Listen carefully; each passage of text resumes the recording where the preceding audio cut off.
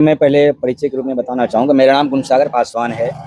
मैं यहाँ का जो क्षेत्र है, क्षेत्र संख्या 8 से जिला परिषद का सदस्य हूँ। साथ ही साथ लोक स्वास्थ्य परिवार कल्याण एवं ग्रामीण स्वच्छता समिति का जिला परिषद से अध्यक्ष भी हूँ। किसी पार्टी का नेता भी हैं आप क्या? किसी पार्टी से ताल्लुक भी रखते हैं आप? जी, मैं जदयू से ताल्लुक रखता हूँ। जिला में जदयू का मेन विंग का मैं महासचिव भी हूँ। जदयू के महासचिव और साथ में जिला परिषद। सर, आपसे राजनीतिक सवाल होगा। थोड़ा राजनीतिक सवाल पे मैं चर्चा करने वाला हूं। बरारी में लगातार बरारी क्या कटिहार में हमेशा लोगों की सेवा में लगे रहते हैं और पार्टी क्या भी जो दायित्व होता है निभाते हैं। सर, आप देख रहे होंगे लगातार विधान परिषद हो या विधानसभा का जो सत्र चल रहा है, शीतकालीन सत्र, वहां के माननीय मुख्यमंत्री नीतीश कुमार ने सदन में जो आरक्षण बिल 75% और जनसंख्या का जो नियंत्रण है और जो आपका कह सकते हैं जो बिल लाया गया है, आरक्षण बिल जो लाया गया है, क्या कहना चाहते हैं उस पर आप सर? देखिए, आरक्षण का जो पहले से पारित था वो 49.5% ही था। बीच में आपने सुना होगा कि सवर्ण जातियों के लिए जो गरीब तबके के लोग हैं उनके लिए 10% आरक्षण लाया गया और उसको मान्यता भी दे दी गई। इस परिस्थिति में 50% से ज़्यादा आरक्षण जो पहले के वैधानिक तरीके से नहीं था उसे लांघते हुए दिया गया। तो इस बीच में जाति जनगणना जो हमारे माननीय मुख्यमंत्री के द्वारा बिहार में कराया गया वो पूरे देश के लिए एक मिसाल है कि किस क्षेत्र में, किन विधानसभा के क्षेत्रों में किन जातियों की संख्या कितनी है। इस संदर्भ में आकलन के बाद हमारे नेता माननीय नीतीश कुमार जी ने ऐलान किया कि 75% आरक्षण हम इन लोगों को देंगे। जो जिस आबादी के हैं उसी आधार पर उन्हें आरक्षण मिलेगा। इसी संदर्भ में अनुसूचित जाति से मैं आता हूं, हम लोगों के लिए आरक्षण 15% था, जिसे बढ़ाकर 22% करने की बात आ रही है। और आने वाले समय में यदि लागू होता है, जो हम लोगों के तबके के साथ साथ अति पिछड़ा के लोग वंचित हैं आरक्षण से, उन्हें लाभ मिलेगा। और जो बेरोजगार की संख्या हमारे एरिया में है या पूरे राज्य में है वो अधिकतम दूर होगा और हर एक परिवार का हो सकता है कि सदस्य को सरकारी सेवा में भी अवसर मिलेगा। साथ ही साथ हमारे यहाँ आप ये जानते होंगे कि पंचायती राज के चुनाव में माननीय मुख्यमंत्री के आने के बाद आरक्षण 50% दिया गया है, जो महिलाओं के लिए है, अति पिछड़ा के लिए भी है या फिर अनुसूचित जाति सबको मिलाकर के आरक्षण दिया गया है। ये बहुत बड़ी बात है। जो गरीब से गरीब, जो कभी सोच भी नहीं सकते हैं कि मैं मुखिया बन पाऊंगा, जिला परिषद बन पाऊंगा, वार्ड सदस्य या पंच बन पाऊंगा, ऐसे लोग भी चुनकर आए हैं। ये आप लोग भी देख रहे होंगे, क्योंकि आप लोग क्षेत्र भ्रमण में क्षेत्रीय स्तर पर आप लोग कर्मठ पत्रकार हैं, जन सेवा के साथ साथ जन सरोकार भी रखते हैं, लोगों से मिलते हैं। पूरा देश देख रहा है सर आपको। सर, पूरा देश जानना चाह रही है, पूरे भारत में, पूरा भारत जो है, जो राज्य है, और बिहार एक पहला राज्य है जहाँ पे जाति जनगणना हुई है और आर्थिक जनगणना भी हुई है।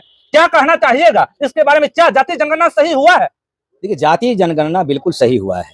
इसलिए इस बात को हम लोग रख रहे हैं कि कुछ लोग या कुछ पार्टी के लोग आरक्षण के साथ साथ जाति जनगणना को रोकने का भी प्रयास किए थे, लेकिन हमारे नेता माननीय नीतीश कुमार जी ने पूरी तन्मयता के साथ अपने सहयोगियों से विचार विमर्श करके इस आरक्षण के साथ साथ जो जाति जनगणना कराया है वो देश के हर एक कोने के जितने भी लोग हैं सबों को ये लग रहा है कि ये बहुत ही अच्छा कार्यक्रम है। और दूसरे राज्य आप इसके बाद देख लीजिए, राजस्थान में भी वहाँ के मुख्यमंत्री ने घोषणा करके चुनाव का जबकि माहौल है, ऐसे में उनका भी घोषणा हुआ कि राजस्थान में भी जाति आधारित जनगणना कराएंगे, ताकि ये लोगों को जानकारी मिल सके, सबों को जानकारी मिल सके कि देश में किस जाति के किस राज्य में कितनी संख्या किस जिले में, प्रखंड में या गाँव में है, ये कम से कम उजागर हो सके।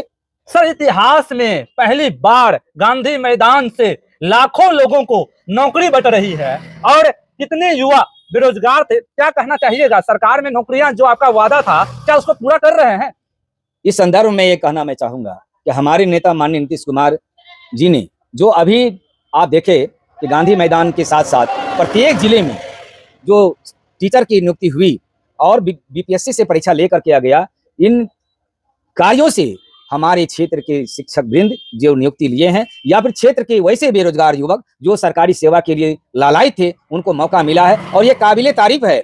मैं इसलिए कहना चाहूँगा कि मैं भी जिला में जो जिला परिषद के शिक्षा विभाग की कमेटी उसका मैं पदेन मेंबर हूँ। आज भी जो नियुक्ति हुआ था इससे पहले, उसमें भी मैंने 45 लड़कों को नियोजन पत्र हम लोग अपनी टीम से वितरित किए थे। मतलब आप लोग अपने टीम से वितरित किए? बिल्कुल।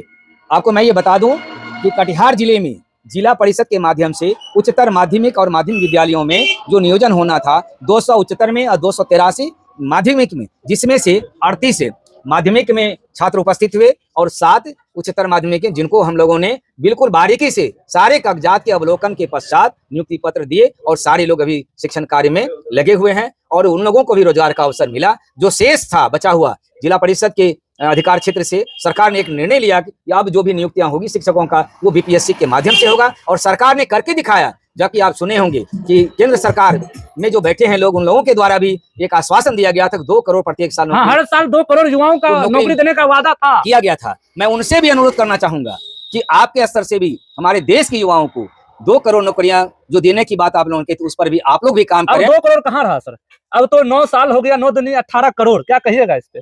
अभी भी उनका समय है, बचा हुआ जो कार्यकाल है, क्योंकि अब 2024 में चुनाव होना है। यदि सरकार चाहे तो एकाएक निर्णय लेकर उसका जो प्रक्रिया है वो आरंभ करके नौकरी का मार्ग प्रशस्त कर सकते हैं। ये उनकी मंशा पर निर्भर करता है। हम चाहेंगे माननीय प्रधानमंत्री जी से कि आपकी पार्टी के द्वारा आपके द्वारा जो घोषणा की गई थी पूरी देश के युवाओं को नौकरी का अवसर प्रदान हो, ताकि उनके परिवार को भी आगे बढ़ने का अवसर मिले। ये उनके लिए ही नहीं, देश के युवाओं के लिए भी बहुत बड़ा संदेश जाएगा और सब लोगों को लगेगा कि जिन जिन परिस्थितियों में वादा हमारे देश के नेता चाहे राज्य स्तर के हो, देश स्तर के हो, किए हैं, तो उन्होंने कुछ न कुछ उसका अनुपालन किया। ये मैं अनुरोध करना चाहूंगा कि आप भी सभी राज्यों के युवाओं को वो मौका मिलेगा, आपने जो वादा किया है उसको पूरा करें और जो बेरोजगार युवक है उनको भी कम से कम सरकारी सेवा में जाने का अवसर प्राप्त हो।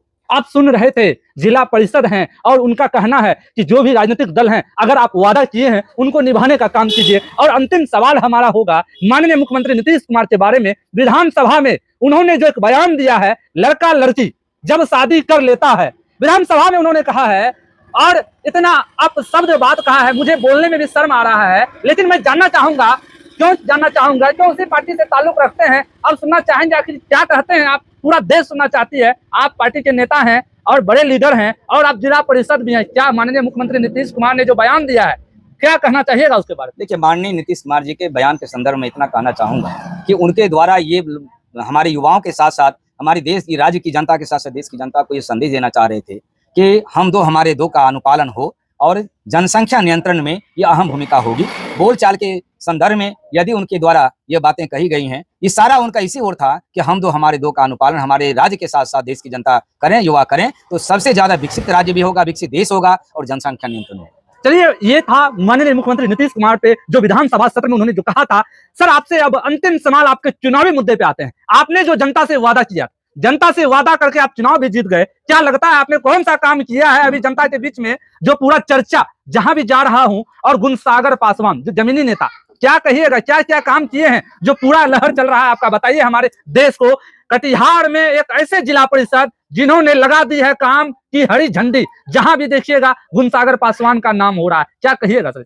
देखिए, मैं इस संदर्भ में कहना चाहूंगा कि जब चुनावी दौर था तो मैंने लोगों से इतना ही कहा था कि मुझे अगर आप लोगों ने मौका दिया तो जिला परिषद अंश से जो राशि मिलती है क्षेत्र के विकास के लिए, उसके लिए मैं सतत प्रयत्नशील रहूंगा। इस संदर्भ में अब तक हमारे जिला परिषद कोष से जो योजनाएं चली हैं लगभग 1 करोड़ से अभव का चल चुका है और लगातार हर एक क्षेत्र के लिए योजनाएं चयनित हैं। अभी कुछ योजनाएं 2-4 दिन के अंदर स्वीकृत होकर भी आएंगी, इसके बावजूद भी लगा हुआ है प्रत्येक। चूंकि मेरे क्षेत्र में 7 पंचायत है, लक्ष्मीपुर जहां अभी लगभग 40 लाख रुपये का काम हो चुका है, पश्चिमी बाड़ी नगर है, वहां भी लगभग 10 से 15 लाख रुपए का योजना, 15 से 22 लाख रुपए का चल चुका है। बाड़ी नगर अगर आप आते हैं, यहाँ भी लगभग हमारे क्षेत्र में 3 योजनाएं चली हैं 7.5 लाख की, जिसमें और स्वीकृति होकर के पड़ा हुआ वो भी कार्य मूर्त रूप लेगा। दक्षिणी भंडारतल में अभी केसीसी का भी ढलाई हुआ है।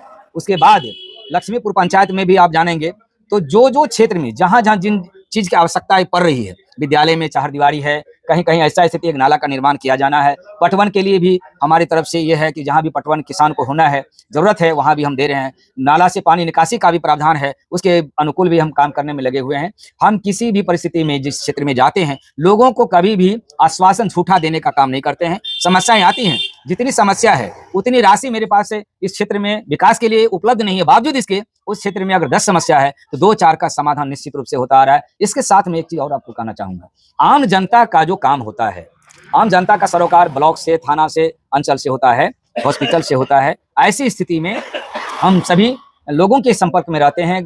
प्रत्येक दिन एक ना एक पंचायत के किसी गांव में 2-4 गांव में हम घूमते रहते हैं। जो जन समस्या आता है उसके समाधान में सतत प्रयत्नशील रहते हैं और करते रहेंगे। ये मेरा मुख्य चीज है कि आम जनता से बिल्कुल कट के नहीं रहना है, उनसे जुड़ के रहना है, चाहे जिन जिन परिस्थितियों में हो, चाहे बाढ़ की समस्या हो, दीरा में एक क्षेत्रीय स्तर पर प्रशासन के द्वारा कार्य कराने की आवश्यकता हो। जैसे अभी माली पर्व का समय है, छठ घाट का निरीक्षण इधर 3 दिन पहले मैंने किया है। उस संदर्भ में भी कल शांति समिति की बैठक हुई, उसमें भी बोले हम लोग स्पष्ट जनप्रतिनिधि के साथ साथ पदाधिकारी को भी कि भाई जो जो जन मूलभूत सुविधाएं हैं, जैसे लाइटिंग की व्यवस्था है और प्रशासनिक दृष्टिकोण से गाड़ी का आवागमन का, इन सारी चीजों पर मेरी बारीकी निगाह रहती है। उसमें हम हमेशा सहयोग करते रहते हैं। लोगों को ये लगे कि हमारा जनप्रतिनिधि हमारे लिए काम कर रहे हैं। क्या लगता है आपको बरारी से इस बार जदयू या राजद, क्या किसके पाले में टिकट जाएगी? आप बताइए। इस बार जो है बरारी में लोकसभा से मैं पूछ रहा हूँ, बरारी के विधानसभा से भी पूछना चाहूंगा आपसे। आप बरारी के विधानसभा क्षेत्र के नेता हैं, क्या लगता है इस बार कटिहार से महागठबंधन की दावेदारी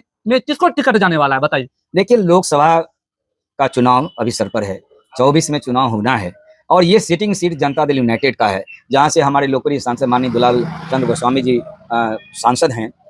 जहां तक उम्मीदवारी की बात है, टिकट किनको मिलना है, ये तो हाईकमान की बात है। हाईकमान तक हम लोग अपनी बात को पहुंचा सकते हैं।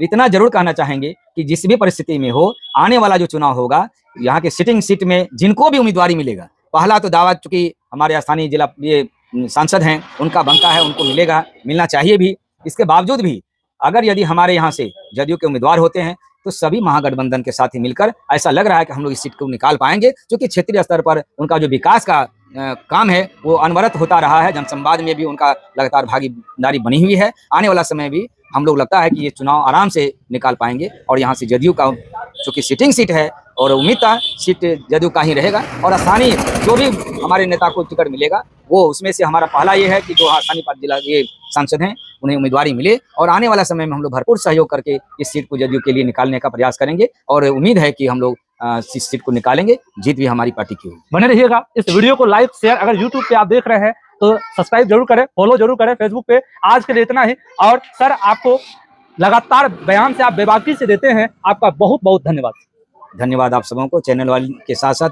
पूरे भारतवर्ष के सभी देशवासी के साथ साथ राज्य के वासियों को दीपावली, छठ की ढेर सारी शुभकामनाएं। आप सबों को भी शुभकामनाएं। बहुत बहुत धन्यवाद।